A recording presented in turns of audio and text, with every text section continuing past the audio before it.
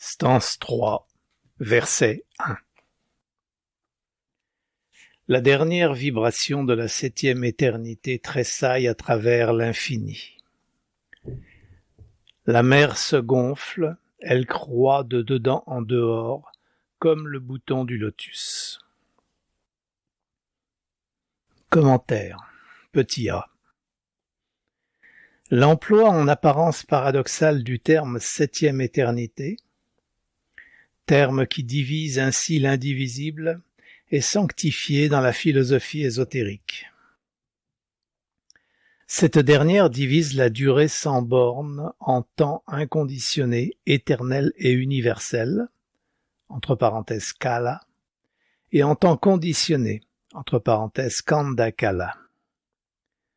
L'un est l'abstraction ou le noumen du temps infini, l'autre son phénomène apparaissant périodiquement comme l'effet de Maha, l'intelligence universelle, limitée par la durée manvantarique.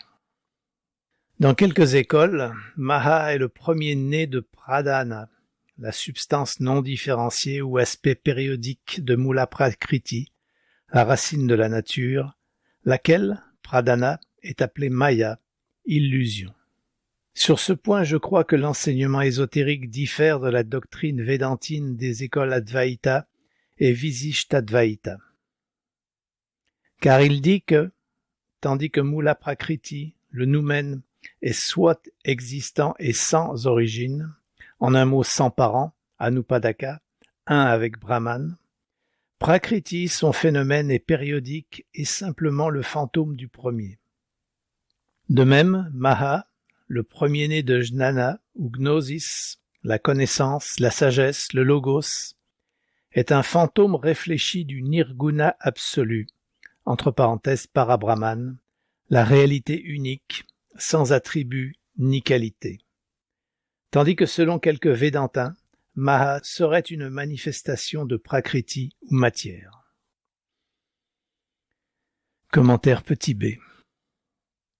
Par conséquent, la dernière vibration de la septième éternité n'était prédestinée par aucun dieu, mais se présentait comme résultat d'une loi éternelle et immuable qui est la cause des grandes périodes d'activité et de repos, appelées si expressément et en même temps si poétiquement les jours et les nuits de Brahma.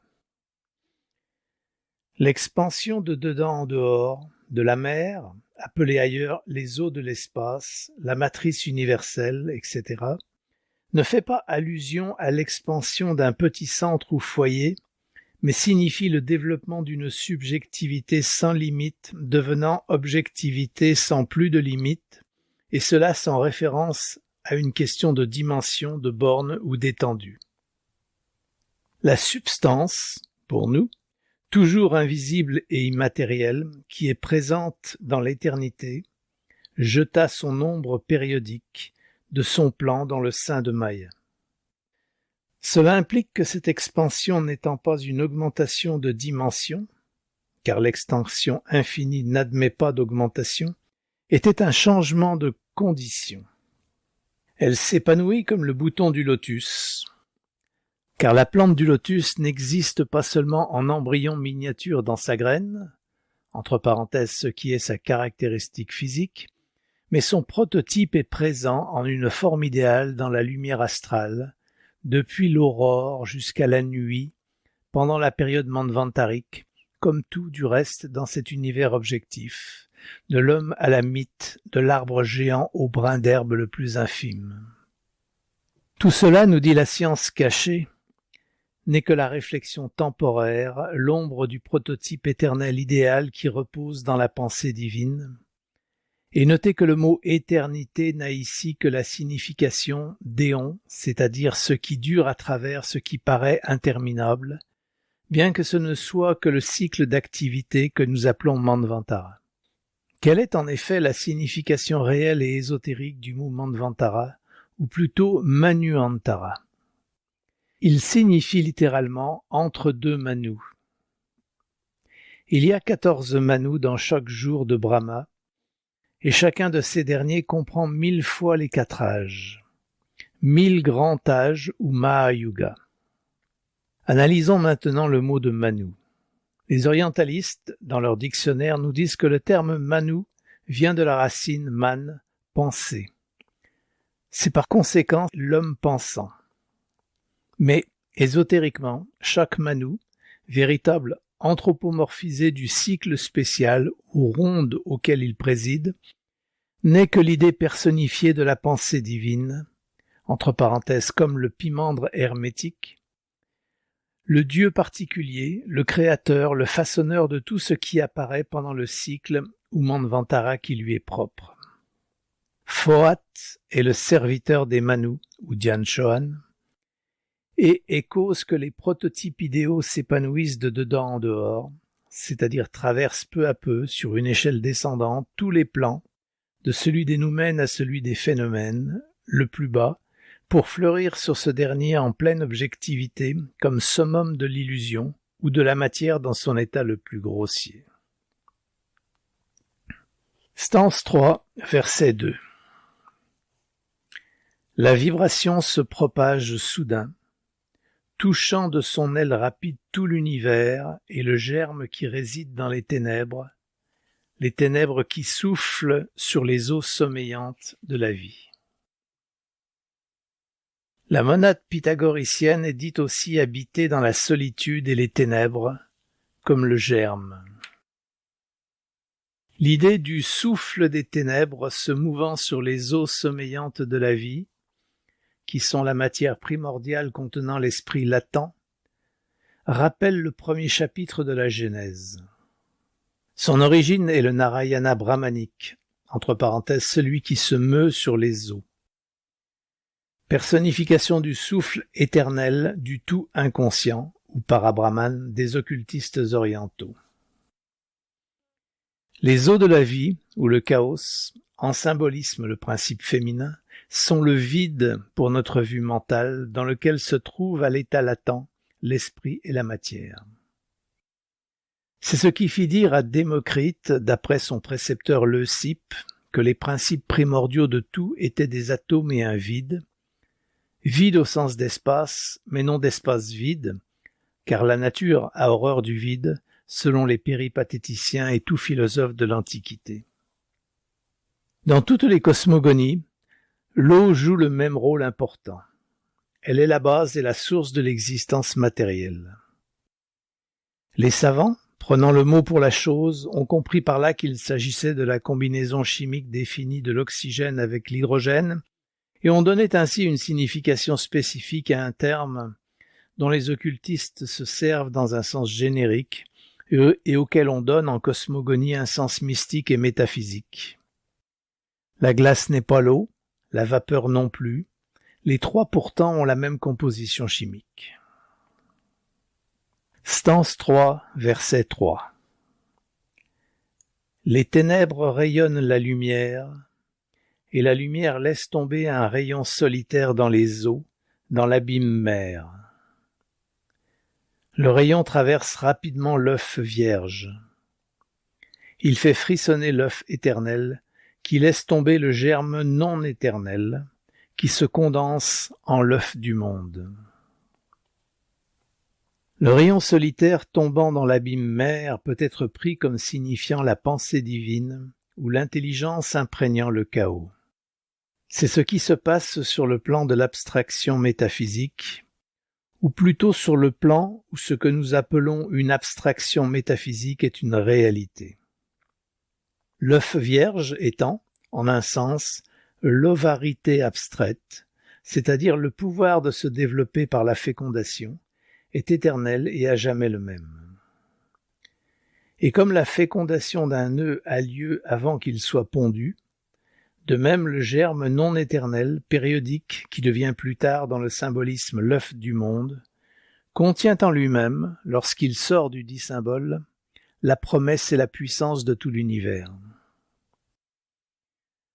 Quoique l'idée en soi ne soit naturellement qu'une abstraction, un mode d'expression symbolique, elle est un vrai symbole, car elle suggère l'infinité comme un cercle sans fin. Elle met devant les yeux du mental le tableau du cosmos émergeant de l'espace sans bornes, et en lui, univers également sans rivage dans son étendue, sinon aussi éternel dans sa manifestation objective. Le symbole de l'œuf exprime encore le fait enseigné dans l'occultisme que la forme primordiale de toute chose manifestée, de l'atome au globe, de l'homme à l'ange, est sphéroïdale, la sphère étant dans toutes les nations l'emblème de l'éternité et de l'infini, un serpent avalant sa queue. Toutefois, pour réaliser cette signification, il faut penser à la sphère telle qu'elle serait vue du centre. Le champ de la vision ou de la pensée est comme une sphère dont les rayons vont de soi dans toutes les directions et s'étendent dans l'espace, ouvrant tout autour d'eux des aperçus sans bornes. C'est le cercle symbolique de Pascal et des kabbalistes, dont le centre est partout et la circonférence nulle part, conception qui s'ajuste à l'idée complexe de cet emblème. L'œuf du monde est peut-être un des symboles le plus universellement adopté, et il est hautement suggestif, tant dans le sens spirituel que dans le sens physiologique et cosmologique. On le trouve par conséquent dans toute théogonie du monde, et il y est amplement associé au symbole du serpent, ce dernier étant partout, dans les philosophies comme dans le symbolisme religieux, l'emblème de l'éternité, de l'infini, de la régénération aussi bien que de la sagesse. Le mystère de la soi-génération apparente et de l'évolution par son propre pouvoir créateur, répétant en petit dans l'œuf le processus de l'évolution cosmique, processus dû tous les deux à la chaleur et à l'humidité vitalisées par le rayonnement de l'esprit créateur invisible, justifie pleinement le choix de ce symbole expressif. L'œuf vierge est le symbole microcosmique du prototype macrocosmique, la Vierge Mère, le chaos ou l'abîme primordial. Le créateur mâle, entre parenthèses sous n'importe quel nom, fait sortir de la Vierge féminine la racine immaculée, fructifiée par le rayon. Quel est l'individu versé dans les sciences astronomiques et naturelles qui ne verra pas combien cela est suggestif? Le cosmos, considéré comme la nature réceptive, est un œuf fructifié et cependant laissé immaculé. Du moment qu'il est regardé comme sans bornes, il ne peut être représenté autrement que par un sphéroïde. L'œuf d'or était entouré de 7 éléments naturels, l'éther, le feu, l'air, l'eau, 4 apparents et 3 secrets. On trouvera cela dans le Vishnu Purana, où les éléments sont traduits par le mot enveloppe, et où l'on y ajoute un élément secret, Ahamkara. Le texte original ne porte pas d'Ahamkara. Il parle des 7 éléments sans spécifier les 3 derniers. Stance 3, verset 4. Les 3 tombent dans les 4. L'essence radieuse devient 7 en dedans et 7 en dehors. L'œuf lumineux, qui en lui-même est 3, se coagule et s'étend en caillots blancs comme du lait dans les profondeurs de la mer, la racine qui croît dans les profondeurs de l'océan de vie. Commentaire, petit a. Il faut expliquer l'emploi des figures géométriques et les fréquentes allusions à des chiffres qui se trouvent dans toutes les écritures antiques, dans les Puranas, dans le livre des morts des Égyptiens et même dans la Bible. Dans le livre de Dzyan, comme dans la Kabbale, il y a 2 sortes de nombres à étudier. Les chiffres, souvent de simples leurres, et les nombres sacrés, dont la valeur est connue des occultistes au moyen de l'initiation. Les premiers ne sont que des glyphes de convention, les derniers sont les symboles fondamentaux de tout. C'est-à-dire les uns sont purement physiques, les autres purement métaphysiques, les deux étant dans la même relation réciproque que la matière et l'esprit, pôles extrêmes de la substance unique. Comme dit quelque part Balzac, l'occultiste inconscient de la littérature française, le nombre est au mental ce qu'il est à la matière, un agent incompréhensible. Il en est sans doute ainsi pour le profane, mais non pour l'initié. Le nombre, comme le pensait le grand écrivain, est une entité et en même temps un souffle émanant de ce qu'il appelait Dieu et de ce que nous appelons le tout. Le souffle qui seul pouvait organiser ce cosmos physique, où rien n'obtient sa forme que par la divinité, laquelle est un effet du nombre. Il est intéressant de citer à ce sujet les paroles de Balzac. Ouvrez les guillemets. Les moindres créations, comme les plus grandes, ne se distinguent-elles pas entre elles par leur quantité, leur qualité, leur dimension, leur force et leurs attributs, tous éléments procédant du nombre. L'infini des nombres est un fait prouvé par notre mental, mais dont la preuve ne peut pas être donnée physiquement. Le mathématicien nous dira que l'infini des nombres existe, mais que l'on ne peut pas le démontrer. Dieu est un nombre doué de mouvements qu'on sent, mais qu'on ne peut pas démontrer. Comme unité, il commence les nombres, mais il n'a rien de commun avec eux. L'existence du nombre dépend de l'unité, qui sans un seul nombre les engendre tous. Et quoi ? Incapable de mesurer la première abstraction qu'offre la divinité, ou seulement de la comprendre, vous espérez quand même soumettre à vos mesures le mystère des sciences secrètes qui émanent de cette divinité ? Qu'éprouveriez-vous donc si je vous plongeais dans les abîmes du mouvement, la force qui organise les nombres ? Que penseriez-vous si j'ajoutais que le mouvement et le nombre sont engendrés par le Verbe, la raison suprême des voyants et des prophètes, qui dans les anciens temps sentirent le souffle puissant de Dieu, comme en témoigne l'Apocalypse. Fermez les guillemets. Commentaire petit b. L'essence radieuse se caille et s'étend à travers les profondeurs de l'espace. Au point de vue astronomique, cette figure est facile à expliquer. C'est la Voie lactée, l'étoffe dont est fait le monde, la matière primordiale dans sa première forme. Il est toutefois plus difficile, au point de vue de la science occulte et du symbolisme, d'expliquer ce point en peu de mots, car c'est le plus compliqué des glyphes. C'est le réceptacle de plus d'une douzaine de symboles. Et d'abord, il contient tout le panthéon des objets mystérieux, dont chacun possède une signification occulte définie, tirée de l'allégorie hindoue du barattage de l'océan par les dieux. C'est ainsi qu'Amrita, l'eau de vie ou d'immortalité, et Surabhi, la vache d'abondance appelée la fontaine de lait et de caillé, procèdent de cette mer de lait.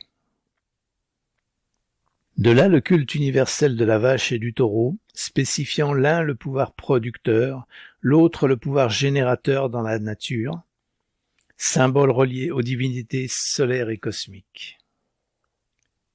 Les propriétés spécifiques, pour l'usage occulte des 14 choses précieuses, n'étant expliquées qu'à la 4e initiation, ne peuvent être données ici. Mais il convient de faire les remarques suivantes. On déclare dans le Shatapatha Brahmana que le barattage de l'océan de lait eut lieu pendant le Satya Yuga, le premier âge qui suivit immédiatement le déluge. Comme cependant ni le Rig Veda ni Manu, tous les deux antérieurs au déluge de Vaivasvata, celui qui anéantit la plus grande partie de la 4e race, ne parlent de ce déluge, il est évident que celui dont on parle ici n'est ni un grand déluge, ni celui qui emporta Atlantis, ni même celui de Noé. Ce barattage se rapporte à une période antérieure à la formation de la Terre et s'applique directement à une autre légende universelle dont les versions diverses et contradictoires trouvèrent leur expression maximum dans le dogme chrétien de la guerre dans le ciel et de la chute des anges. Les brahmanas, que les orientalistes accusent d'être des versions sur le même sujet, ne s'accordant pas ensemble, sont au plus haut degré des ouvrages occultes, et par conséquent servant de voile. On ne leur a permis de rester à l'usage et en la propriété du public que parce qu'ils étaient et sont absolument incompréhensibles aux masses. Sinon, on les aurait supprimés depuis longtemps, dès le temps d'Akbar. Stance 3, verset 5. La racine demeure, la lumière aussi, les caillots également, et cependant, OEAOHU est 1. Commentaire petit a. Dans les commentaires, on traduit OEAOHU par le Père-Mère des dieux, ou le 6 en 1, ou la racine septénaire dont tout procède. Tout dépend de l'accent qu'on donne à ces 7 voyelles. On peut les prononcer comme 1, 3 ou même 7 syllabes, en ajoutant un E après le O final. Ce nom mystique n'est d'ailleurs divulgué que parce que, sans une maîtrise parfaite de sa triple prononciation, il reste à jamais sans effet. Commentaire petit b. Et 1 se rapporte à la non-séparativité de tout ce qui vit et existe, à l'état actif ou passif. Dans un sens, OEAOHU est la racine sans racine de tout, et par conséquent, un avec Parabrahman. Dans un autre sens, c'est un nom de la vie une manifestée, l'unité éternelle et vivante. Racine signifie, comme on l'a déjà expliqué, la connaissance pure, entre parenthèses sattva, la réalité éternelle non conditionnée, entre parenthèses nitya, ou sat, entre parenthèses satya, qu'on appelle Parabrahman ou Mula Prakriti, car ces derniers ne sont que les 2 symboles de l'un. La lumière est le même rayon spirituel omniprésent qui est entré dans l'œuf divin, l'a maintenant fécondé, et invite la matière cosmique à commencer sa longue série de différenciations. Les caillots sont la première différenciation et se rapportent probablement à cette matière cosmique que l'on suppose être à l'origine de la Voie lactée, la matière que nous connaissons. Cette matière, qui selon la révélation reçue des premiers Dhyani Bouddhas, est, pendant le sommeil périodique de l'univers, de la ténuité la plus grande que puisse concevoir l'œil du bodhisattva parfait. Cette matière radieuse et froide se trouve au premier réveil du mouvement cosmique, éparpillée à travers l'espace, apparaissant, vue de la Terre, en mottes et en masses semblables aux grumeaux de lait caillé. Ce sont les semences des mondes futurs, l'étoffe stellaire. Stance 3, verset 6. La racine de la vie était en chaque goutte de l'océan de l'immortalité, et l'océan était la lumière radieuse qui était feu, chaleur et mouvement. Les ténèbres disparurent et ne furent plus. Elles disparurent dans leur propre essence, le corps de feu et d'eau du Père et de la Mère. Commentaire. L'essence des ténèbres étant la lumière absolue, les ténèbres sont prises pour la représentation allégorique appropriée à la condition de l'univers pendant le pralaya, lequel paraît à notre mental borné comme une période de repos absolu ou de non-être. Le feu, la chaleur et le mouvement dont il est question ici ne sont pas bien entendu le feu, la chaleur et le mouvement de la science physique, mais leurs abstractions sous-jacentes, les noumènes, l'âme de l'essence de ces manifestations matérielles, les choses en elles, qui d'après l'aveu de la science moderne échappent entièrement aux instruments de laboratoire, et que le mental même ne peut sentir, quoiqu'il ne puisse guère éviter de conclure à l'existence de ces essences comme substratum des choses. On peut expliquer le feu et l'eau, le Père et la Mère, comme signifiant ici le rayon divin et le chaos. Par cette union avec l'esprit, le chaos obtenant la raison rayonna de plaisir et ainsi fut produit le protogonos, la lumière première-née, dit un fragment d'Hermès. Damasius l'appelle Dis, D-I-S, en théogonie, le disposeur de toutes choses. Selon les données des Rose-Croix, dont l'interprétation par les profanes est assez correcte sinon complète, la lumière et les ténèbres sont identiques entre elles, car elles ne sont séparables que dans le mental humain. Et selon Robert Fludd, les ténèbres s'emparèrent de l'illumination pour se rendre visibles. D'après l'enseignement de l'occultisme oriental, les ténèbres sont la seule vraie réalité, la base et la racine de la lumière, sans laquelle cette dernière ne pourrait jamais se manifester ni même exister. La lumière est matière et les ténèbres pur esprit. Les ténèbres dans leur base radicale et métaphysique sont la lumière subjective et absolue, tandis que cette dernière, lorsqu'elle est dans tout son éclat et sa gloire apparente, n'est qu'une masse d'ombre, parce qu'elle ne peut jamais être éternelle et n'est simplement qu'illusion ou maya.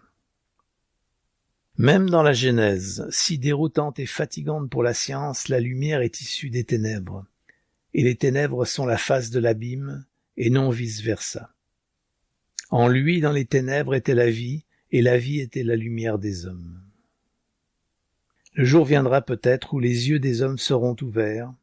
Ils comprendront alors mieux que maintenant le verset de l'évangile de Jean qui dit « Et la lumière brilla dans les ténèbres, et les ténèbres ne l'ont pas comprise. » Ils verront alors que le mot « ténèbres » ne s'applique pas à la vision spirituelle de l'homme, mais véritablement aux ténèbres, à l'absolu, qui ne comprend pas, ne peut pas connaître la lumière passagère, quelque transcendante qu'elle puisse paraître aux yeux humains.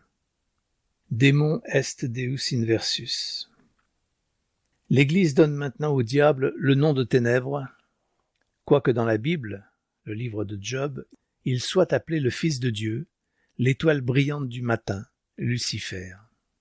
Il existe toute une philosophie dogmatique dans la raison qui fit que le premier archange qui monta des profondeurs du chaos fut appelé Lux, entre parenthèses Lucifer, le fils lumineux du matin de l'aurore manvantarique.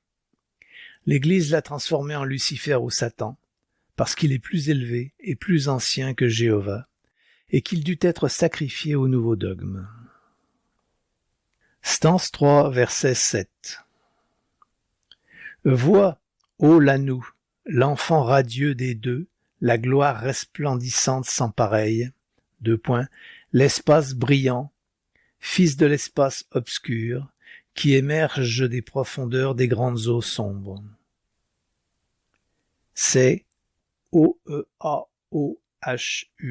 le plus jeune. Il resplendit comme le soleil, il est le dragon de sagesse flamboyant et divin. L'Eka et Chatur s'approprient Tri et l'union produit le Sapta, en qui sont les sept qui deviennent le Tridasha, les armées et les multitudes. Vois-le, relevant le voile et le déployant de l'Orient à l'Occident. Il cache ce qui est en dessus et laisse voir le dessous comme la grande illusion. Il désigne leur place aux êtres lumineux, change le dessus en une mer de feu sans rivage, et l'un manifesté en les grandes eaux. Commentaire. Petit a. L'espace brillant, fils de l'espace obscur, correspond aux rayons tombés, à la première vibration de la nouvelle aurore dans les grands abîmes cosmiques, d'où il ressort différencié comme O-E-A-O-H-U, le plus jeune, la nouvelle vie, pour devenir jusqu'à la fin du cycle de vie le germe de toute chose. C'est l'homme incorporel qui contient en lui l'idée divine, le générateur de la lumière et de la vie, pour nous servir d'une expression de Philon le Juif. On le nomme le dragon de sagesse resplendissant, parce que d'abord il est ce que les philosophes grecs nommaient le logos, le verbe de la pensée divine, et deuxièmement parce que dans la philosophie ésotérique, cette première manifestation étant la synthèse ou la somme de la sagesse universelle, O-E-A-O-H-U, le fils du soleil, contient les sept armées créatrices, les séphirotes, et est ainsi l'essence de la sagesse manifestée. Entre guillemets, celui qui se baigne dans la lumière O-E-A-O-H-U ne sera jamais trompé par le voile de Maya. Fermez les guillemets. Quan Shai Yin est identique à l'Avalokiteshvara sanskrit, et comme tel est une divinité androgyne, comme le tétragrammaton et tous les logoïs de l'Antiquité. Il n'est anthropomorphisé que par quelques sectes en Chine et est représenté alors avec des attributs féminins. Note. Aucun symbole religieux ne peut échapper à la profanation ou même à la dérision dans nos jours de politique et de science. Dans l'Inde du Sud, l'auteur a vu un indigène converti faisant le puja avec des offrandes devant une statue de Jésus vêtu en femme et avec un anneau dans le nez. À la demande sur le sens de cette mascarade, on nous répondit que c'était Jésus-Marie en un seul, et que c'était fait avec la permission des missionnaires, parce que le zélé converti n'avait pas les moyens d'acheter 2 statues ou idoles, comme les appela un témoin hindou aussi, mais non converti. Si blasphématoire que cela puisse sembler à un chrétien dogmatique, le théosophe et l'occultiste doivent donner la palme de la logique à l'hindou converti. Le Christos ésotérique est naturellement sans sexe, mais dans la théologie exotérique, il est masculin et féminin. Fin de la note. Sous son aspect femelle, il devient Kuan Yin, la déesse de miséricorde, appelée aussi la voix divine. Note. La Sophia gnostique, la sagesse qui est la mère de l'Ogdoad, dans un certain sens Aditi avec ses 8 fils, est le Saint-Esprit et le créateur de tout, comme dans les systèmes anciens. Le Père est une invention bien plus présente. Le premier logo manifesté était partout féminin, la mère des 7 pouvoirs planétaires. Fin de la note. Cette dernière, en parlant de Kuan Yin, est la divinité protectrice du Tibet et de l'île de Puto en Chine, où les 2 divinités ont main couvent. Les dieux les plus élevés de l'Antiquité sont toujours les fils de la mère avant de devenir les fils du Père. Les logoi, comme Jupiter ou Zeus, fils de Chronos Saturne, le temps infini, entre parenthèses Kala, était originairement représenté comme mâle femelle. Zeus est nommé la Belle Vierge et Vénus est représentée Barbu. Apollon était d'abord bisexuel comme l'est aussi Brahmavak dans Manu et les Puranas. On peut changer Osiris et Isis l'un pour l'autre et Horus est des 2 sexes. Enfin, dans la vision de saint Jean dans l'Apocalypse, le Logos qu'on associe maintenant avec Jésus est hermaphrodite, car on le décrit comme ayant des seins de femme. Il en est de même pour le tétragrammaton, égale Jéhovah. Mais en ésotérisme, il y a 2 Avalokiteshvara, le premier et le second Logos. Commentaire petit b. Le dragon de sagesse est l'un, Leka ou Saka. Il est intéressant de remarquer que le nom de Jéhovah en hébreu est aussi un, Achad. Son nom est Achad, disent les rabbins. Les philologues devraient décider lequel des 2 termes est dérivé de l'autre, au point de vue linguistique et symbolique. Ce n'est certes pas le sanskrit. L'un et le dragon sont des expressions dont les anciens se servaient en parlant de leurs logoi respectifs. Jéhovah, en tant qu'Élohim, ésotériquement parlant, est aussi le serpent ou dragon qui tenta Ève. Et le dragon est un ancien glyphe pour la lumière astrale, entre parenthèses principe primordial, qui est la sagesse du chaos. La philosophie archaïque ne reconnaissant ni le bien ni le mal comme pouvoir fondamental ou indépendant, mais prenant pour point de départ le tout absolu, la perfection éternellement universelle, nous montre que ces 2 forces, comme les aspects de la pure lumière qui se condense graduellement en forme et de là devient matière ou mal. Ce fut le fait des ignorants pères des débuts de l'Église de dégrader l'idée philosophique et hautement scientifique de cet emblème pour en faire l'absurde superstition appelée le diable. Ils l'empruntèrent aux derniers zoroastriens qui voyaient dans les dévas hindous des diables ou le mal, et le mot « evil » est devenu par une double transmutation « devil », diabolos, diable, diavolo, teufel. Mais les païens ont toujours montré un discernement philosophique dans leurs symboles. C'est ainsi que le symbole primitif du serpent désignait la sagesse et la perfection divine, et a toujours représenté la régénération et l'immortalité psychique. C'est pourquoi Hermès appelait le serpent le plus spirituel de tous les êtres. Moïse, initié dans la sagesse d'Hermès, dit la même chose dans la Genèse. Le serpent gnostique, avec les 7 voyelles sur sa tête, était l'emblème des 7 hiérarchies de créateurs septénaires ou planétaires.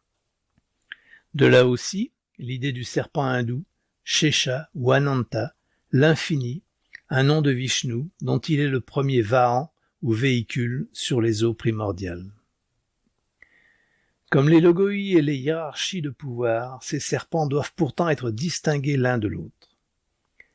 Shesha ou Ananta, la couche de Vishnu, est une abstraction allégorique symbolisant le temps infini dans l'espace qui contient le germe et en projette périodiquement l'efflorescence, l'univers manifesté, tandis que l'office OPHIS gnostique contient le même symbolisme triple dans ses 7 voyelles que OEAOHU de la doctrine archaïque, et avec ses 1, 3 et 7 syllabes, c'est-à-dire le premier logos non manifesté, le second ou manifesté, le triangle qui se concrétise dans le quaternaire ou tétragrammaton, et les rayons de ce dernier sur le plan matériel.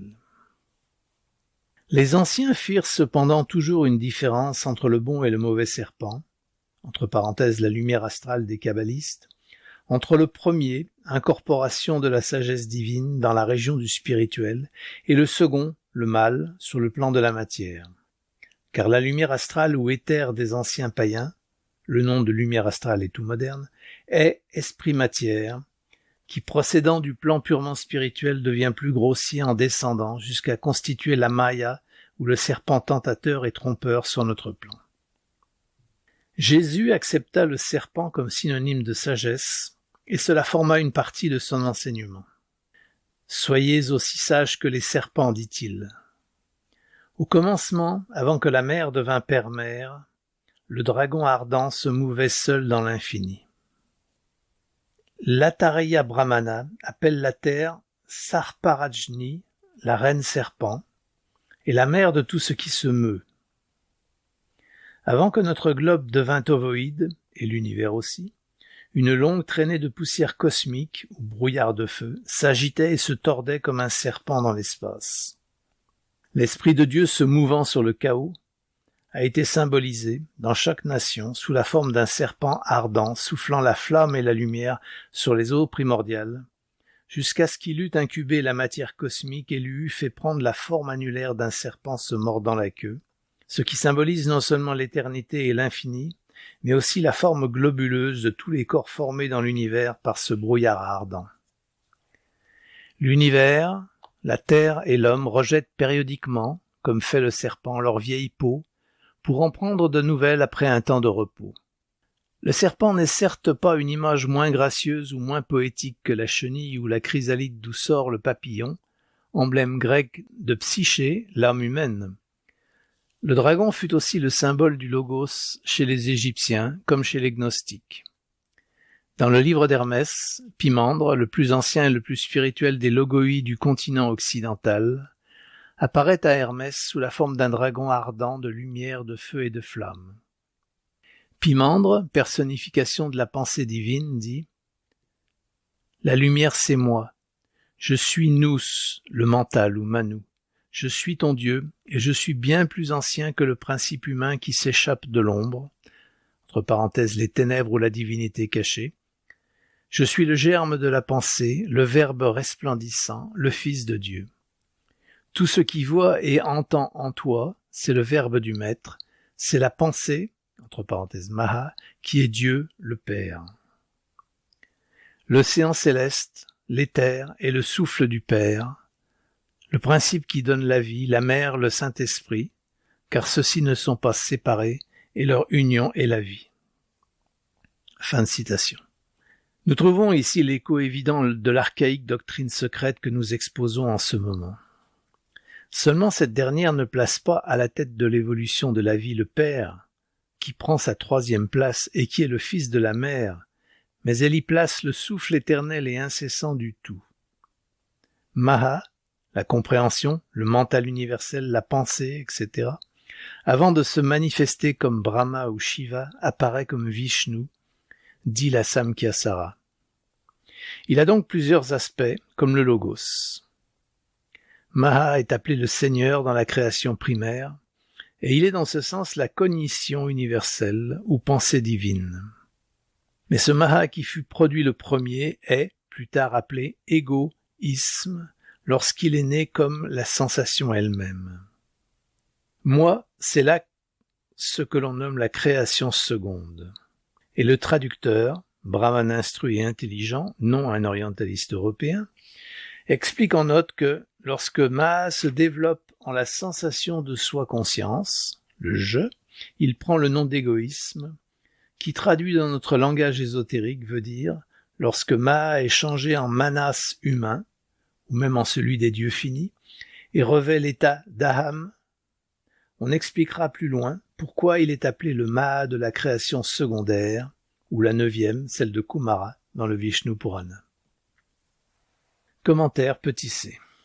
La mer de feu est donc la lumière supra-astrale, c'est-à-dire nouménale, la première radiation de la racine, Mula Prakriti, la substance cosmique non différenciée, qui devient la matière astrale. Elle est appelée aussi le serpent de feu, comme on l'a déjà dit. Si l'étudiant veut bien se rappeler qu'il n'y a qu'un élément universel qui est infini, non né, ne mourant pas, et que tout le reste, comme dans le monde des phénomènes, n'est que des aspects variés, multiples, différenciés et transformés, ce que l'on appelle maintenant des corrélations de Sétain, depuis les produits du macrocosme jusqu'à ceux du microcosme, depuis les êtres surhumains jusqu'aux êtres humains et subhumains, en un mot la totalité de l'existence objective, alors la première et la plus grande difficulté disparaîtra, et la cosmologie occulte pourra être comprise. Note. Ainsi dans les théogonies égyptiennes et indiennes, il y avait une divinité cachée, l'un, et un dieu créateur androgyne, Shu, le dieu de la création, et Osiris, qui dans sa forme primaire originelle est le dieu dont le nom est inconnu. Fin de la note. Tous les kabbalistes et occultistes orientaux et occidentaux reconnaissent, petit a, l'identité du père-mère avec l'éther primordial, ou Akasha, entre parenthèses la lumière astrale, et petit b, son homogénéité avant l'évolution du fils, le Fohat cosmique, car ce dernier était l'électricité cosmique. Fohat durcit et éparpille les 7 frères, ce qui veut dire que l'entité électrique primordiale, car les occultistes orientaux affirment que l'électricité est une entité, donne la vie par la force électrique et sépare la substance primordiale ou la matière prégénétique en atomes qui sont eux-mêmes la source de toute vie et de toute conscience. Il existe un agent unique, universel de toutes les formes et de la vie. Il s'appelle Od, Ob et Or, est actif et passif, positif et négatif, comme le jour et la nuit.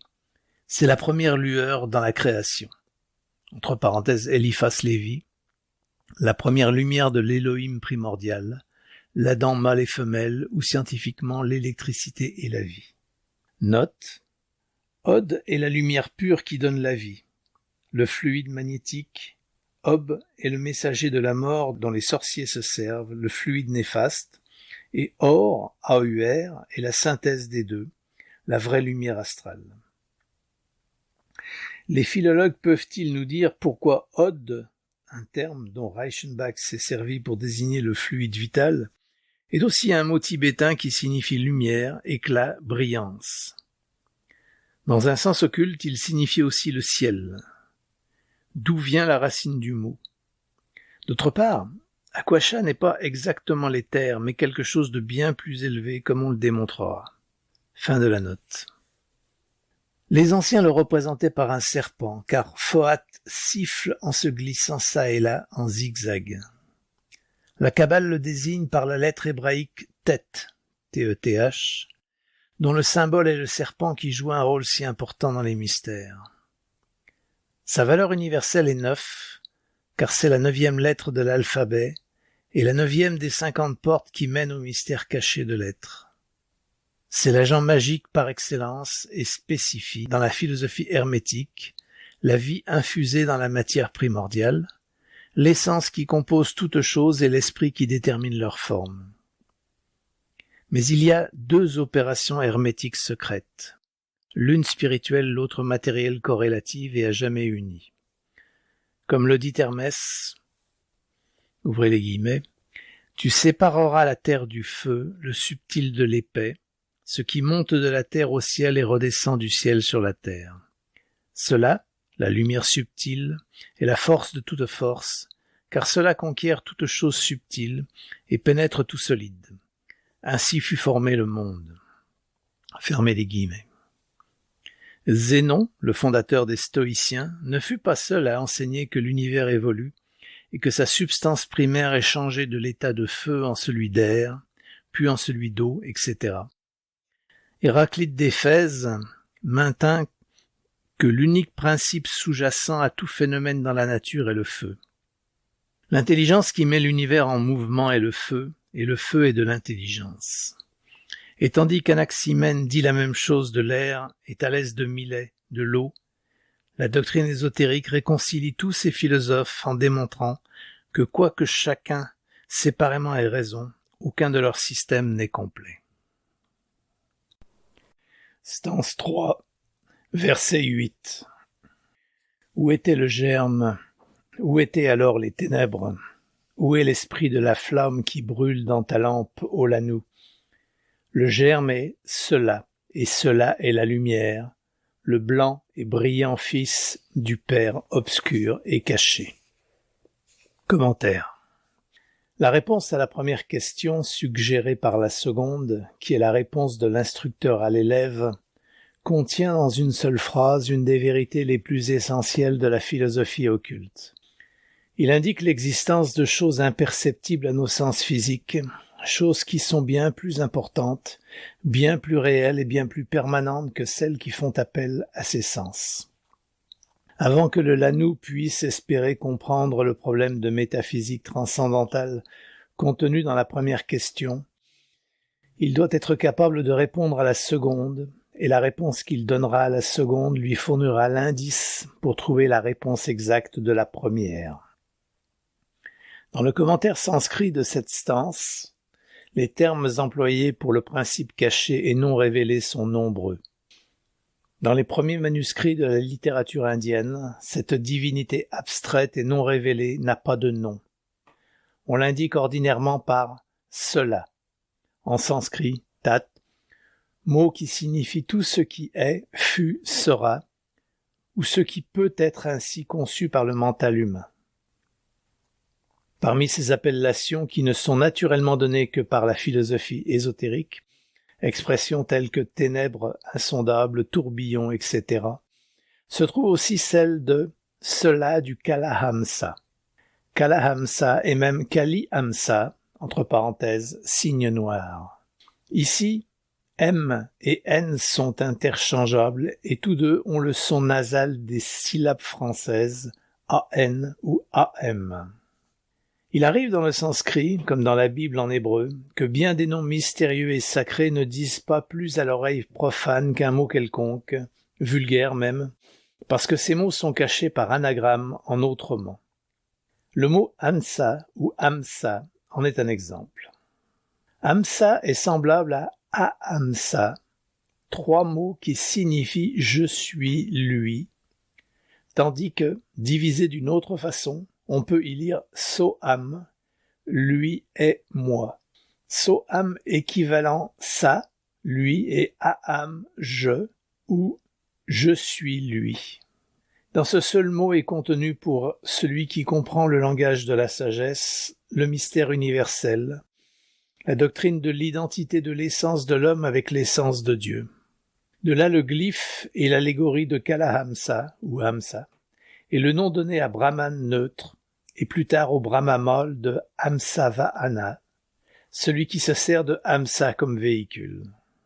On peut lire aussi le même mot Kalahamsa, ou « je suis moi », dans l'éternité du temps, ce qui correspond à la phrase biblique, ou plutôt zoroastrienne « je suis ce que je suis ». La même doctrine se trouve dans la Kabbale, comme en témoigne la citation suivante d'un manuscrit non publié de M.S. Liddell MacGregor Matter, l'érudit kabbaliste. Citation. On se sert des trois pronoms Ua, Ate, Ani, il, tu, je, pour symboliser les idées de macroposope et de microposope dans la Kabbale hébraïque. Ua, ou il, s'applique au macroposope caché. Ate, ou tu, au microposope, et Ani, je, à ce dernier, lorsqu'on le représente comme parlant. Il est à noter que chacun de ces noms comprend trois lettres. Aleph, A, forme la fin du premier mot, Ua, et le commencement de Athé et de Ani, comme si c'était le lien entre eux. Mais Aleph est le symbole de l'unité, et par conséquent de l'idée invariable du divin opérant à travers ses lettres. Derrière Aleph, dans UA, sont les lettres Vo et E, symbole des nombres 6 et 5, le mâle et la femelle, l'hexagramme et le pentagramme. Et les nombres de ces trois mots, UA, Athé, Ani, sont 12, 406 et 61, nombres résumés dans les nombres clés 3, 10 et 7 par la Kabbale des 9 chambres, qui est une forme de la règle exégétique de Temura. Fin de citation. Il est inutile d'essayer d'expliquer entièrement ce mystère. Les matérialistes et les hommes de la science moderne ne le comprendront jamais, puisque pour en obtenir une perception claire, on doit d'abord admettre le postulat d'une divinité éternelle, omniprésente et universellement répandue dans la nature. Ensuite, avoir sondé le mystère de l'électricité dans sa véritable essence, et en troisième lieu, admettre que l'homme est un symbole septénaire sur le plan terrestre de la seule grande unité, le logos, qui est lui-même le signe aux 7 voyelles, le souffle cristallisé dans le verbe. Note. C'est encore semblable à la doctrine de Fichte et des panthéistes allemands. Le premier vénère Jésus comme le grand instructeur qui insista sur l'unité de l'esprit de l'homme avec l'esprit Dieu ou principe universel, entre parenthèses doctrine Advaita.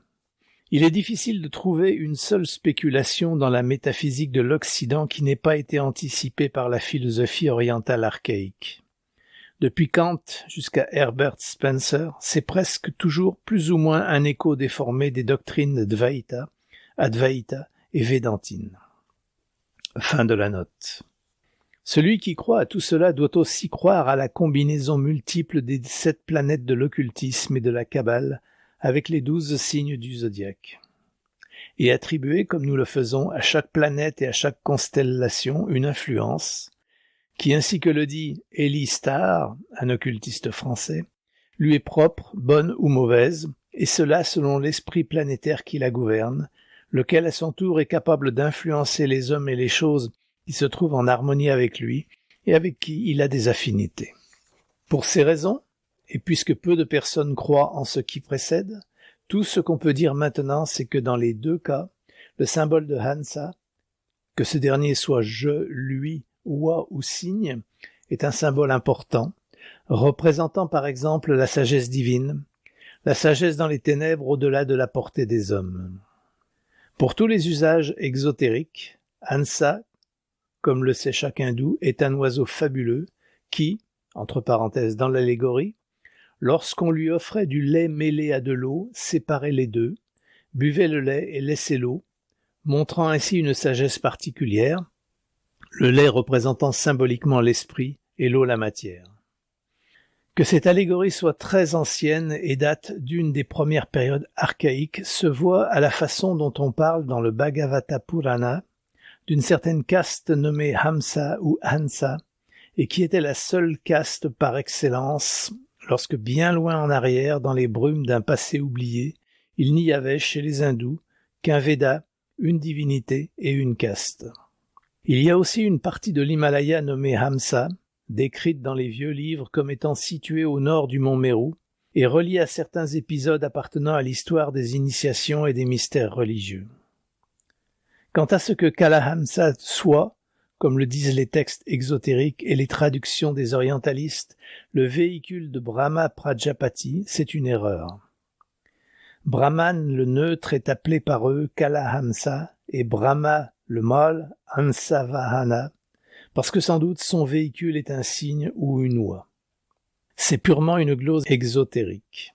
Ésotériquement et logiquement, si Brahman, l'infini, est tout ce que les orientalistes dépeignent, et en accord aussi avec les textes védantins, c'est-à-dire une divinité abstraite, nullement caractérisée par des attributs humains, si l'on soutient en même temps qu'il est appelé Kalahamsa, comment peut-il devenir le Vahan de Brahma, Dieu fini et manifesté?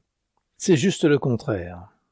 Le signe, ou loi, entre parenthèses Hansa, est le symbole de la divinité mâle ou temporaire, Brahma, l'émanation du rayon primordial, et sert de Vahan ou véhicule pour ce rayon divin, qui sans cela ne pourrait pas se manifester dans l'univers, puisque par antiphrase il est lui-même une émanation des ténèbres, du moins pour notre intelligence humaine. C'est Brahma. Alors, qui est Kalahansa et le rayon est Hansa Vahana. Quant à l'étrange symbole ainsi choisi, il est aussi très suggestif. Sa véritable signification mystique, c'est l'idée d'une matrice universelle, figurée par les eaux primordiales de l'abîme ou l'ouverture pour la réception, et plus tard pour la sortie de ce rayon unique, entre parenthèses le logos, qui contient en lui les 7 autres rayons ou pouvoirs procréateurs, entre parenthèses les logoi ou constructeurs. C'est de là que vient le choix comme symbole par les Rose-Croix de l'oiseau aquatique, que ce soit le cygne ou le pélican, avec ses 7 petits comme symbole modifié et adapté aux religions de tout pays. Note.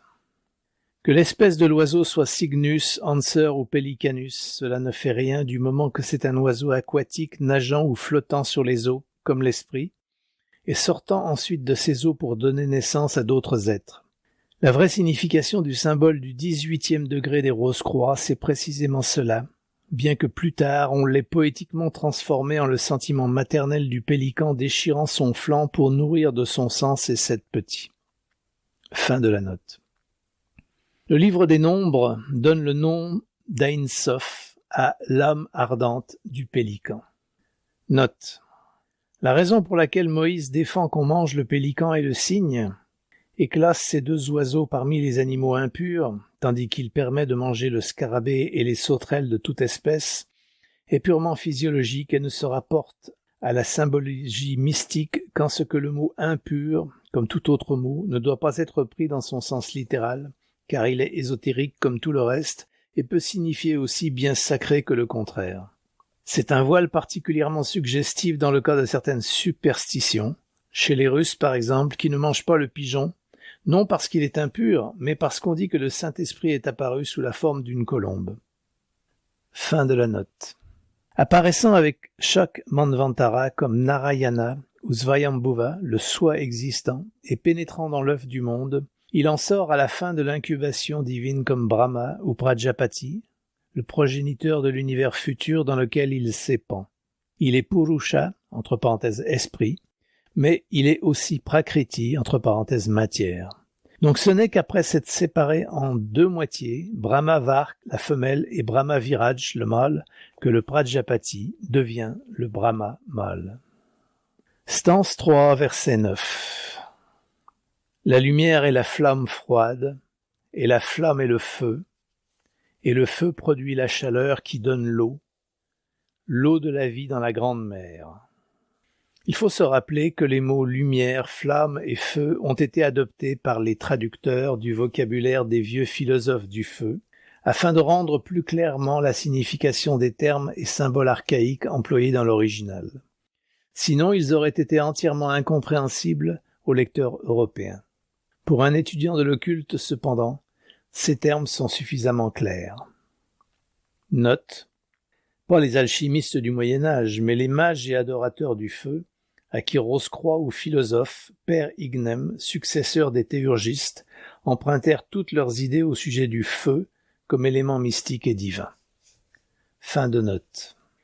La lumière, la flamme, le froid, le feu, la chaleur, l'eau et l'eau de vie sont tous sur notre plan les rejetons ou, comme dirait un physicien moderne, les corrélations de l'électricité.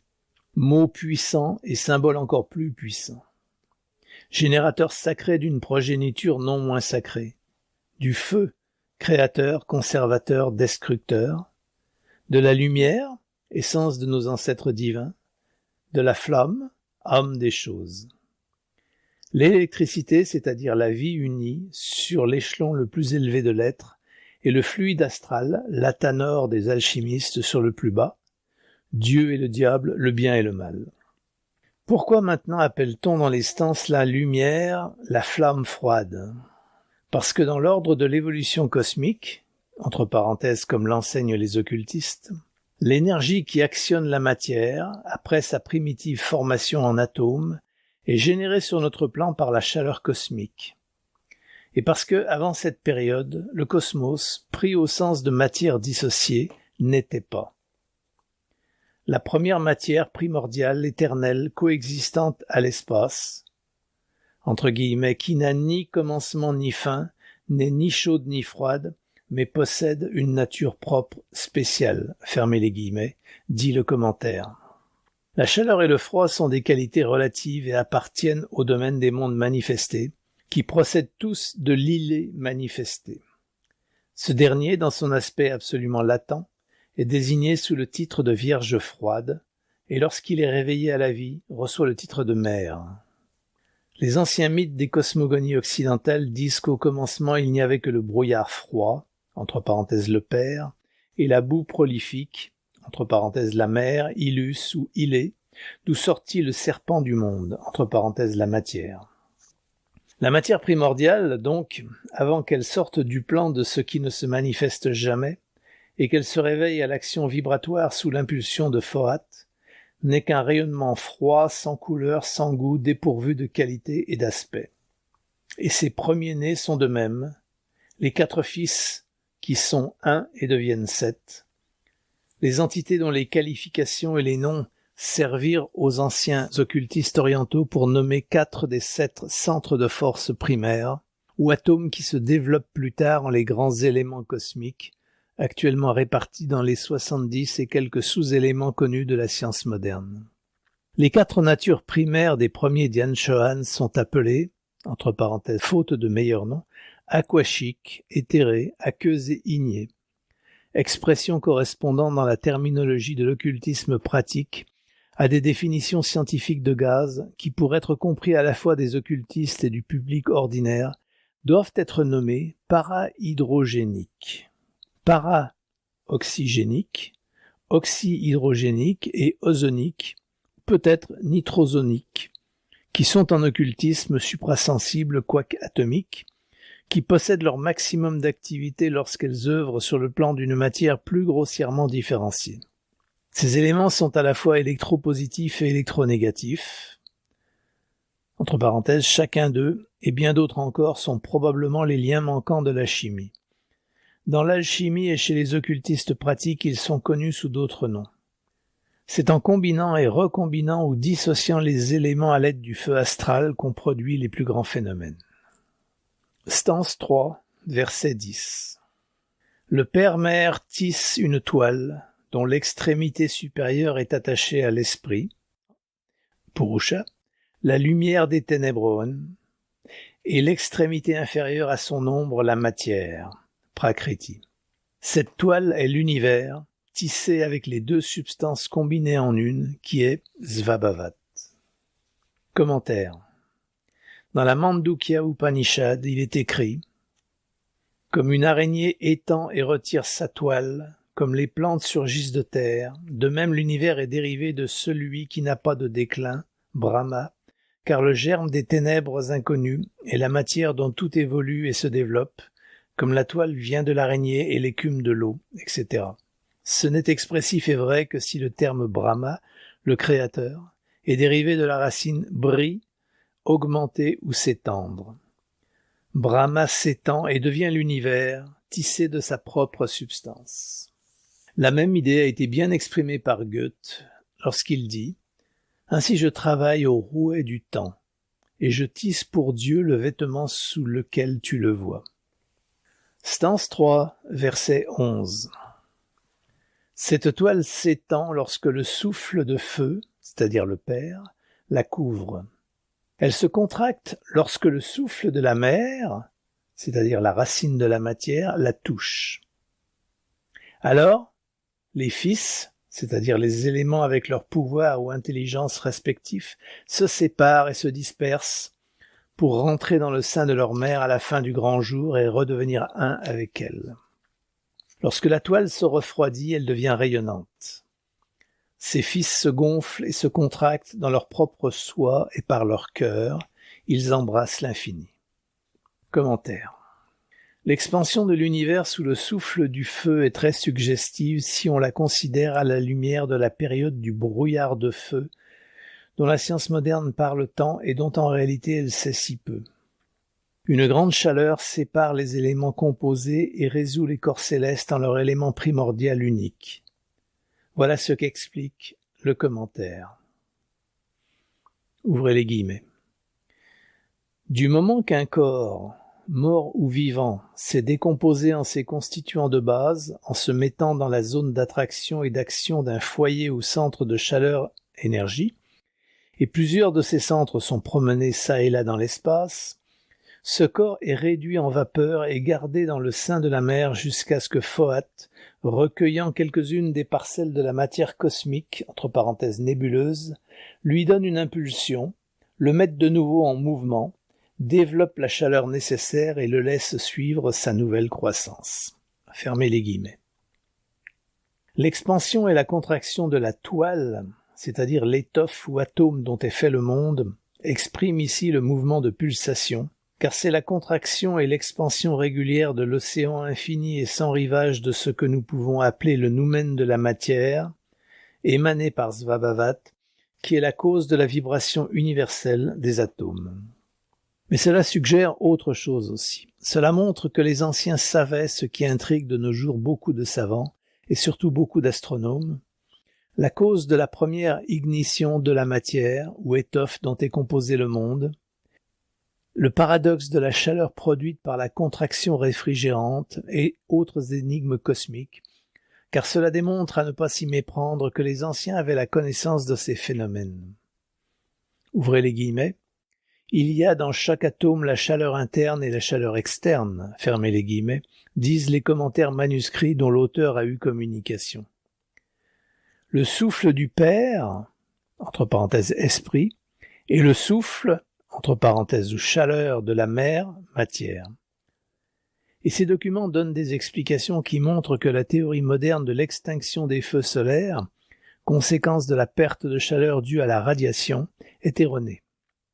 Les savants eux-mêmes conviennent de la fausseté de l'assertion, car, ainsi que le fait remarquer le professeur Newcomb, en perdant sa chaleur, un corps gazeux se contracte, et la chaleur générée par la contraction dépasse celle qu'il a eu à perdre pour produire la contraction. Ce paradoxe qu'un corps devient plus chaud à mesure que la contraction produite par le refroidissement devient plus grande a été la cause de bien des discussions. On a prétendu en effet que l'excès de chaleur se perd par radiation et que déclarer que cette température ne s'abaisse pas pari passu avec la diminution de volume sous une pression constante, c'est abolir la loi de Charles. Il est vrai que la contraction développe de la chaleur, mais la contraction causée par le refroidissement n'est capable ni de développer la quantité de chaleur existant à un moment donné dans la masse, ni même de maintenir un corps à une température constante. Le professeur Winchell essaie d'expliquer le paradoxe qui n'est qu'apparent comme le démontre Omerlan, en suggérant qu'il existe quelque chose en dehors de la chaleur. Ne serait-ce pas, dit-il, tout simplement une répulsion entre les molécules qui varierait selon une loi des distances? Mais l'accord ne pourra se faire que si ce quelque chose qui existe en dehors de la chaleur est appelé la chaleur sans cause, le souffle de feu, la force omnicréatrice plus l'intelligence absolue, ce qui est peu probable que la science physique accepte. Quoi qu'il en soit, la lecture de cette stance montre que, malgré sa phraséologie archaïque, elle est plus scientifique que la science moderne elle-même. Stance 3, verset 12. Alors Svabhavat envoie Fohat pour durcir les atomes. Chacun des atomes étant partie de la toile, réfléchissant le Seigneur existant par lui-même, comme un miroir, chacun devient à son tour un monde. Commentaire. Fohat durcit les atomes, c'est-à-dire en leur infusant de l'énergie, il disperse les atomes ou matière primordiale. Il se disperse lorsqu'il disperse la matière en atomes. Entre parenthèses, commentaire manuscrit. C'est par le moyen de Fohat que les idées du mental universel sont imprimées sur la matière. On peut avoir une faible idée de la nature Fohat en l'appelant l'électricité cosmique, comme on le fait quelquefois. Mais il faut alors ajouter d'autres attributs à ceux qui sont ordinairement reconnus à l'électricité, y compris l'intelligence. Il est intéressant de noter que la science moderne vient enfin de reconnaître que toute activité cérébrale est accompagnée de phénomènes électriques. Fin de la stance 3.